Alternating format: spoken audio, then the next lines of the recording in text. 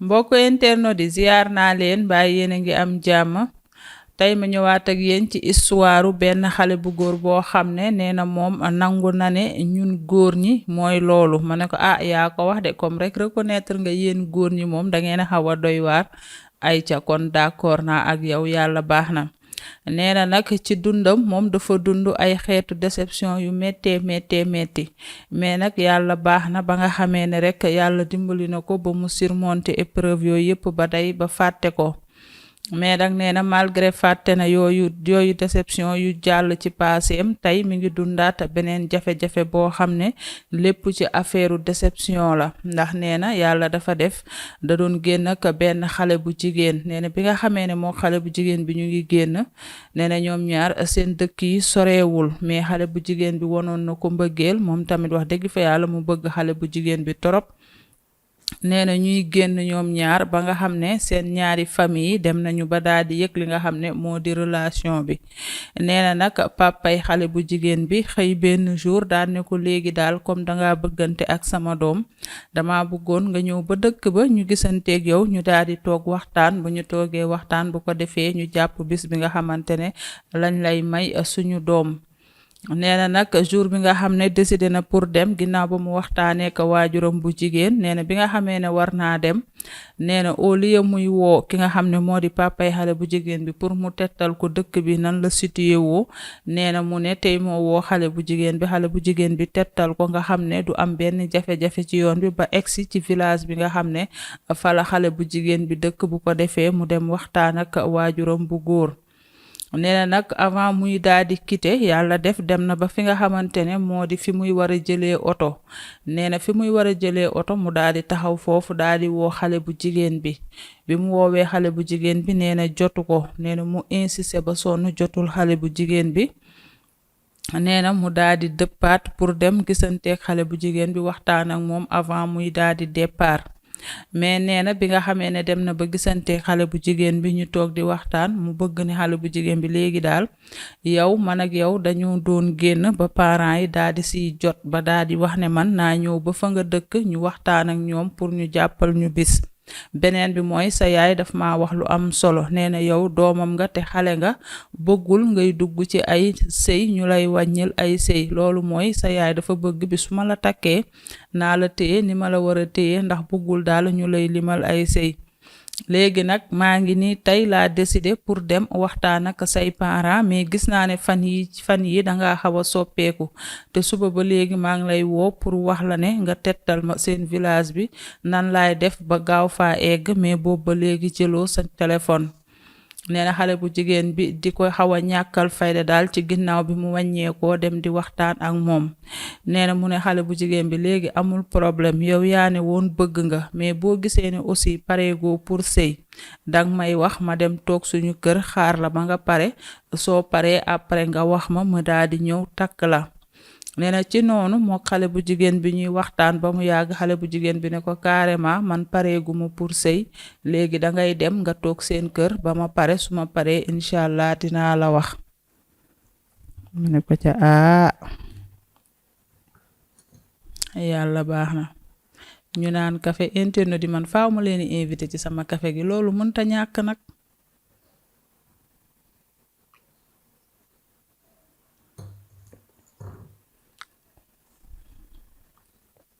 nee na bi nga xamee ne dem na seen kër daal di expliquer yaayam li nga xam ne loolu la xale bu jigéen bi wax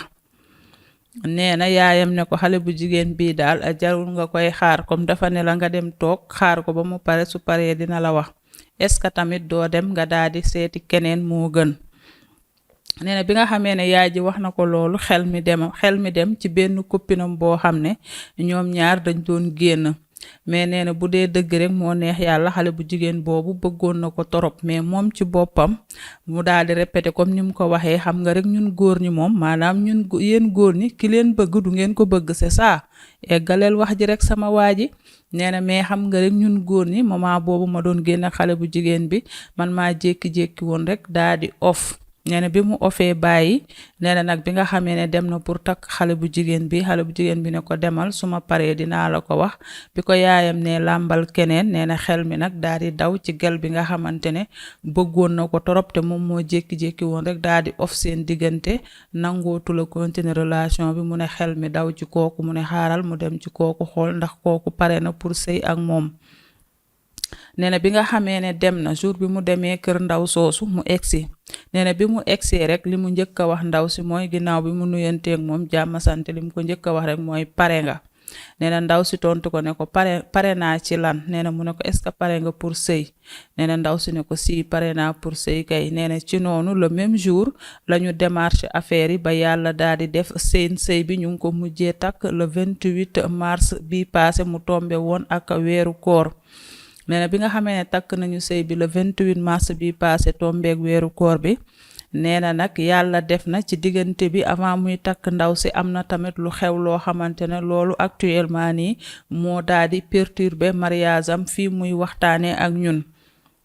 ndax nee na lii nga xam ne maa ngi koy waaj a nettali nii moo jiitu avant sax muy waxtaan ak copine bi ko rejeté ba ni mu ñëwee daal di waxtaan ak copinam bi nga xam ne moom moo ko bàyyiloon boppam ba ñëw waxtaan ak moom mais comme gel bi bëgg na ko moom ci saasi la accepté ñu jaaji mujjee takk sëy bi. mais nee na bi nga xamee ne yàlla def na moom mi ngi woon école di jàng dafa amoon benn copine de classe bu mu bokkaloon classe mais nee na ndaw soosu ñoom ñaar bi ñu bokkee classe dafa bëggoon ndaw si torop mais nag yàlla defoon na musul am occasion bu mu toogee ndaw si avouer ko ay sentiment wam. nee na nag jour bi mu décidé dem pour avouer ndaw si ay sentiment wam mi ngi tombe woon ak jouru Tabaski. mais nee na yàlla dafa def bi mu waaxoo dem ba kër ndaw si pour avouer ko ay sentiment wam nee na dafa tombeek fekk papay ndaw si daal di génn àddina ba nga xam ne ndaw si jour boobu talul nekk foofu di wax ay waxi sentiment. nee na nag ci la daal di ñibbee bi mu ñibbee depuis jour boobu noonu moom ndaw si ci la ñu gëj a tegante ay bët ndekete yoo ci diggante bi après dëju papay ndaw si am na fi jëkkër ba sëy fi Dakar ba ñibbisi waat ba am ak jëkkëram problème ba dëlsi ci seen dëkk boobu mais nee na yàlla def na yooyu yëpp xamu ko woon. nee na nag yàlla nattu ko moom usine bi muy liggéeyee foofu noonu la ndaw si di liggéeyee maanaam ci entreprise bi muy liggéeyee entreprise boobu fa la ndaw soosu noonu di liggéeyee. nee na benn bis mu demoon pour jëli benn papier boo xamante ne dafa waroon a retardé muy dem di wut autorisation bi nga xamee ne dem na pour récupérer papier bi nee na ndaw si gis ko daal di koy woo. nee na bi ko ndaw si gisee woo ko nee na mu gestu muy ndaw si nga xamante ne moom la demoon jouru Tabaski pour avouer ko ay sentiment moom tombeek papaam gaañu. nee na mu gis ko wax dëgg fa yàlla ñoom ñaar ñu daal di waxtaan ka foore comme ñaari xarit yu gëj a gisante. nee na nag mu ne kon na profité occasion avouer ndaw si ay sentiment wam comme boobu ba léegi depuis ba ñu bokkee classe ba tey la ko bëggoon a wax ba nii mujjoo ko koo wax. mais nee na jour boobu bi nga xamee ne yëkkati na ay kàddu avouer ndaw si ne da koo bëgg nee na ndaw si dane ko non man actuellement nii wax dëgg fa yàlla taluma ay relation ndax nii maak sama jëkkër dañoo nekk ci procédure de divorce comme nag dama nekk ci procédure de divorce ak sama jëkkër wax dëgg fa yàlla bu dee dëgg rek kay dëgg man instant bii nii taluma ay relation. nee na nag bi ko ndaw si waxee loolu c'était en mois de décembre nee na décembre boobu nag janvier bi ci topp ci la dem waxtaan ak gelam bi nga xam ne moo ne ko demal suma paree naa la woo bi ko gel boobu waxee loolu nee na après yaa ji ne ko wutal keneen ci la xalaatee ba xel mi daj gelam bi nga xam ne moom moo ko bàyyi woon ndax sàgganee gel bi te gel boobu rek moo ko bëgg. nee na ci la demee nag daal di waxtaan ak gel bi accepté ba yàlla def ñu takk sëy bi le 28 mars bi nga xam ne mi ngi tombé woon ak weeru koor.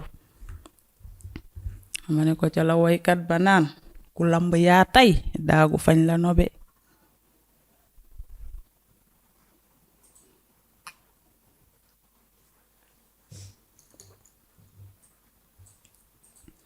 nee na nag bi nga xamee ne takk na ndaw si le 28 mars bi ñu génn mu tombeek ci biir weeru koor bi. nee na comme ndaw soosu ñoom ñaar ñoo bokk entreprise bi ñuy liggéeyee mais dañ koo def ñaari groupe ñii dañuy xëy le matin ñii xëy le soir nee na ba tax na moom ndaw si pour ñu gisante woon sax dafa raar ba jour boobu rek yàlla dogal ñu gisante. nee na bi nga xamee ne takk na jabar nee na groupe WhatsApp bi nga xam ne waa entreprise bi ubbi nañ ko nee na kenn ku ne dugg ci groupe bi di ko félicité te ndaw si tamit ci groupe bi la bokk nee na nag ci la ndaw si gisee groupe bi yëpp di ko félicité ñu xam ndaw si xam ne takk na jabar nee na bi ndaw si xamee ne takk na jabar nee na ndaw si toog ba ay fan ndaw si envoyé ko message WhatsApp nee na bi ko ndaw si envoyé message WhatsApp daal di ne ko diw man de wax dëgg fa yàlla bëgg naa la mais boo gisee bi ma taseeg man ci entreprise bi nga avoué ma say sentiment ma rejeté parce que moment boobu dafa fekkoon ma nekk ci procédure de divorce waaye bu dee bëgg rek bëgg naa la nee na nag bi ko ndaw si waxee loolu nee na malgré takk na jabar lu yàggul nee na après mu commencé relation ak ndaw si nee na ñoom ñaar ñu commencé génn au début relation bi neex trop ñuy génn bu neex nee na ci génn boobu sax ba mu mujjee sàgganee ki nga xamante ne moo di soxnaam suñ ko may mois de mars bi passé nga xam ne amagul sax 1 an nee na nag yàlla def bi relation bi neexee ba mu commencé sax di négliger jabar ji di sàgganee jabar ji nee na continuer nekk ak ndaw si woon ko mbëggeel moom tamit nee na yàlla nattu ko digganteem ak ndaw si mbëggeel bu garaaw daal di ci yeewu comme na mu ko bëggee woon bi ñu bokkee classe te mosul woon a am occasion wax ko nee na bi ñu commencé relation bi wax dëgg fa yàlla mbëggeel bi dem ba ëpp ko doole mu bëgg ndaw si lool ba mujj gi sax dafa fàtte ne moom nit ku am jabar la ndax bëgg gi nga xam ne bëgg na ko ndaw si nee na nag yàlla def jabaram ji mu takk dafa jógaale ak ëmb ndax ndaw si sëy séegul bi mu ko takkee ci koor gi da koo jël yàlla def ndaw si jógaale ak ëmb nee na nag bi nga xamee ne mi ngi fréquenté copinam bi nga xam ne yàlla nattu na ko ci mbëggeelam ëpp na ko si doole nee na yaayu xale bu jigéen bi benn jour mu dem kër ndaw si yaayu xale bu jigéen bi woo ko ni ko diw sa jaabantey mi ngi fiy commencé bëri te sama doom jigéen la en plus dafa sëy ba tas te it ku sëy ba tas yow ngay dugg ak a génn lu yàq deram dafa gaaw nee na nag ci la waxee yaayu xale bu jigéen bi man de mère su ma nee sa doom bëgguma ko damay fen su ma nee aussi bëgguma koo takk tamit waxuma dëgg mais actuellement nii boo gisee mënaguma takk mooy dama takk jabar lu yàggul ci mois de mars bi passé laa takk jabar beneen bi mooy sama jabar dafa jógaale ak ëmb fii may waxeek yow dafa nekk en état de grossesse beneen bi mooy sëy séegul léegi nag yooyu yëpp mënuma koo boole naan damay jël a deuxième femme léegi daal sa doom bëgg naa ko bu fekkee mun na maa muñal ba yàlla def sama jabar am doom ci jàmm ak salaam bu ko defee man après dinaa ñëw takku ko nee na nag bi nga xamee ne daaneel na kàddu yooyu nee na mère bi ne ko man daal su ma sañoon fii boo fi tegati sa tànk na fekk dangaa indaale sa guro nee na nag junj doy na boroom xel te wax ju yegg du fa ko moom loolu mooy signifier ne kon bu fi tegaat sa tànk pare woo pour takk nee na après mu woo xale bu jigéen bi expliqué ko li nga xam ne loolu la yaayam wax nee na xale bu jigéen bi ne ko garaawul xam nga rek mère yi faaw ñuy soucier mais loolu du dara pour sama diggante ak yow nee na ci noonu malgré mi ngi ci sëyam mais xale bu jigéen bi mi ngi continuer di génn ak moom won ko mbëggeel nee na bas mujj gi sax muy toog ak ay xaritam yi nga xam ne ñoom la bokkal entreprise di leen wax bëgg gi nga xam ne moom la ko xale bu jigéen bi bëgg nee na moom tamit mu bëgg xale bu jigéen bi dafa sax rusa expliquer li mu dund ak xale bu jigéen bi en tant que góor gu am jabar ndax nee na rus naa sax wax ñu ne mus na dóor jabaram ndax xale bu jigéen bi te loolu yëpp du yoon mais nee na mbëggeel gi moo dem ba daal di koy ëpp doole nee na nag situation bi mu nekk ba tax mu daal di indi nettaleem bi émission nettali pour ñu jàppale ko ci solution mooy actuellement ni moom dane xale bu jigéen bi na ko may ba yàlla def jabaram am doom nii jabar ji amagul doom mais xale bu jigéen bi dafa jékki-jékki commencé soppeeku commencé changer jikko nee na bi xale bu jigéen bi commencé changer jikko nag wax dëgg fa yàlla moom rus naa dem ci xaritam yi nga xam ne fa la doon toog di waxtaan di tagg xale bu jigéen bi wëlbatikuwaat di fa dem naan xale bu jigéen bi dafa soppeeku kon nag xel mi joxu ko lu dul mu indi ko émission nettali partagé ko mbokku internet di ñu daal di ko ciy jox solution ndax nee na non seulement xale bu jigéen bi changé na te xale bu jigéen bi moment bi mu changé moo gën a yéeme ndax moment bi xale bu jigéen bi di changé dafa fekk moom wax dëgg fa yàlla mu daal di xuus ci géeju mbëggeel ndax actuellement nii dafa bëgg xale bu jigéen bi ba dafa dof ndax nee na su déggul xale bu jigéen bi téléphone sax day mel ni ku dof. nee na même bi nga xamee ne mi ngi ñuy envoyé histoire bi ci émission nettali nee na am na benn moment mu pause vocale yi di woowaat xale bu jigéen bi mais nee na xale bu jigéen bi jëlul. wala parfois su ko woowee xale bu jigéen bi tontu ko ne ko dama doxi woon sama ay soxla wala di ko wax ay wax yu ñàkk fayda. nee na moom ba mu juddoo ba tey musul ñàkk fayda ci kanamu jigéen mais dafa dem a dem ba daal di ñàkk fayda ci kanamu xale bu jigéen bi ndax xale bu jigéen bi ni mu koy waye di loo. nee na nag solution bi mu bëgg mbokku internautes yi parce que actuellement nii wax dëgg fa yàlla moom dafa mel ni àddinaam dafa yàgg dund ay déception maanaam jigéen bu mu bëgg ba am ci yow yaakaar rek danga koy wor. gis ngeen ki mu bëggoon a takk ba bëggoon a dem seen dëkk kooku ne ko demal nga toog xaar ma ba mu dem ci ndaw si nga xam ne nee na moom moo ko bàyyiloon boppam ndax rek xam nga jikkoy góoñu ku leen bëgg duñ ko bëgg. tey bi mu demee ci ndaw si baat ak tontu ndaw si dane ko pare naa pour sëy ak yow. nee na nag mu xam ne wax dëgg fa yàlla jabaram ji daal moo ko bëgg. léegi nag mu bëgg solution ngeen jàppale ko moom nan lay def ba fàtte xale bu jigéen bi actuellement nii di lëmbe xel mi ndax nee na xel mi fu mu nekk rek ci xale bu jigéen bi lay nekk. te nii nag dafa bëgg ngeen jàppale ko ba mu fàtte xale bu jigéen bi mu mën a concentré wu ci jabaram ak doomam ji nga xam ne mi ngi ci yoon bi bu ko yàlla dogalee mook jabar ji léegi ñu am doom ndax jabar ji ëmbam sori na. beneen bi nee na muy sàkku aussi pour xel mi bàyyi comme te am na jabar xel mi yàlla génne xel mi ci ndoxaan bi nga xam ne da koy daal di def ci boppam ndax nag bu dee dëgg rek kay dëgg jabaram ji rek moo ko bëgg pour de vrai. ndax nee na salaire bi muy fayeeku ku ne xam na ne salaire au Sénégal boo ko fayeekoo faj sa yenn soxla yi li ngay dese pour argent de poche balaa weer bi di dee salaire ba daal ni pëng jeex. mais nee na à chaque fois bu salaire am jeexee jabaram ji moo yëkkati propre xaalisam di ko jàppale ci yenn turu yi nga xam ne war nañ koo fatt bala muy jotaat beneen salaire. kon nee na donc am na la certitude que ne jabar ji bëgg na ko en plus muñal na ko te it koo xam ne la woon bi mu koy doxaan